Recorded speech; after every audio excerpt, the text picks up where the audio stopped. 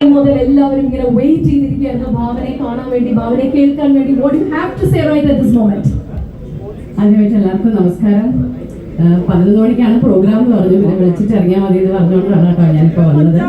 പിന്നെ ഒരുപാട് ആൾക്കാരെ ഇവിടെ കാണാൻ സാധിച്ചത്, നേരത്തെ കാണാൻ സാധിച്ചതിൽ എനിക്ക് ഒരുപാട് സന്തോഷം. പിന്നെ പാട്ടുകളുടെ കാര്യം പറഞ്ഞപ്പോൾ എനിക്ക് അത്ഭുതം തോന്നിയത് ആരും കറുപ്പിനഴക് പറഞ്ഞില്ല എന്നുള്ളതാണ്. കാരണം എപ്പോഴും കറുപ്പിനഴകാണ് എല്ലാവരും പറയാറ്. സോ ചെറുപ്പുള്ളിക്കാറ്റിയും അതുപോലെ ഓപ്രിയ ഒക്കെ പറഞ്ഞതിൽ എനിക്ക് ഒരുപാട് സന്തോഷം. പൊതുവെ എനിക്ക് കറുപ്പിനഴകാണ് എപ്പോഴും കിട്ടാറ്.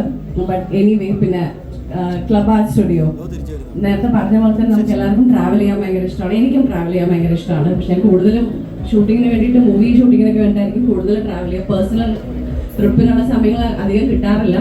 പക്ഷെ ഇവർ പറയുന്നത് നമ്മൾ എവിടെയെങ്കിലും പോകുന്നുണ്ടെങ്കിൽ അത് മാത്രം, എവിടെയാണ് പോകണമെന്ന് മാത്രം പറഞ്ഞാൽ മതി, അത് തൊട്ട് എല്ലാം ദേ വിൽ ടേക്ക് കെയർ എന്നാണ് പറയുന്നത്. എനിവേർ ഇൻ ദ വേൾഡ് അവരെല്ലാം, ഫ്രം സ്റ്റേറ്റ് ടു അല്ലെങ്കിൽ ഫ്ലൈറ്റ് എന്താണെങ്കിലും അല്ലേ, അതൊരു വലിയൊരു കാര്യമാണ്. കാരണം നമുക്ക് ഒറ്റയ്ക്ക് ചെയ്യുമ്പോൾ ഒരു വലിയ ഒരു തലവേദനയാണ്, നമ്മൾ എവിടെ പോയി നിൽക്കണം എന്താണെന്നൊക്കെ. അപ്പോൾ ഇതൊരു നല്ല ഒരു കോൺസെപ്റ്റാണ് ട്രാവൽ ആർട്ട് സ്റ്റുഡിയോന്റെ. എല്ലാവരും ആശംസകളും, എല്ലാവരും ട്രാവൽ ചെയ്യാൻ ആഗ്രഹിക്കുന്ന എല്ലാവരും തീർച്ചയായിട്ടും ഇവരുടെ അടുത്ത് തന്നെ വന്നിട്ട് പോകേണ്ട സ്ഥലം പറയാം, ട്രിപ്പൊക്കെ പ്ലാൻ ചെയ്യാം.